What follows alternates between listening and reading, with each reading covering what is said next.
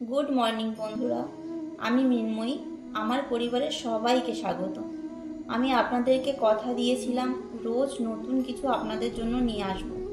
তাই আমি শুরু করছি আমার জীবনের সবচেয়ে কাছের বন্ধু ভগবান শ্রীকৃষ্ণের মুখনিসৃত বাণীর প্রথম অধ্যায় বিষাদ যোগ নিয়ে। হতে পারে আমি কোনো জায়গায় আটকে গেলাম বা আমার দ্বারায় কিছু ভুল হয়ে গেল, তাহলে ক্ষমা করবেন। কুরুক্ষেত্রের মাঠে কৌরব ও পাণ্ডব সেনাবাহিনী একদম মুখোমুখি দাঁড়িয়ে, কিন্তু অর্জুন ঠিক সেই সময় তার সারথি ভগবান শ্রীকৃষ্ণের কাছে নিজের যুদ্ধবিরোধী মানসিক অবস্থার কথা জানাচ্ছেন।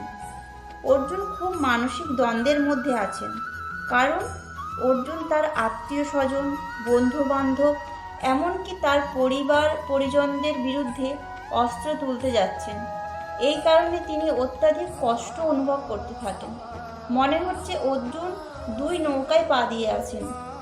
একটি নৌকা যেটি তার আত্মীয় স্বজন, এবং আরেকটি নৌকা হচ্ছে তার নিজ ধর্ম, অর্থাৎ ক্ষত্রিয় ধর্ম পালন।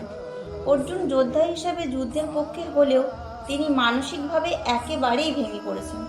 তিনি ভাবতে থাকেন যুদ্ধে জয়ী হলেও তিনি প্রিয়জনদের চিরদিনের জন্য হারিয়ে ফেলবেন। অর্জুন মনে করেন যে আত্মীয়দের হত্যা করা পাপ এবং এটি পরিবারের মধ্যে বিভাজন সৃষ্টি করবে। এতে সমাজের নৈতিক মূল্যবোধ ও ধর্মীয় প্রতিষ্ঠাও ক্ষতিগ্রস্ত হবে। অর্জুনের এই মানসিক দ্বন্দ্ব ভবিষ্যৎ গীতার পুরো আলোচনার ভিত্তি স্থাপন করে, যেখানে শ্রীকৃষ্ণ জীবনের প্রকৃত অর্থ ধর্ম পালন এবং কর্মযোগের উপদেশ প্রদান করেন। নমস্কার, আজ এই অবধি। ভালো থাকবেন, সুস্থ থাকবেন।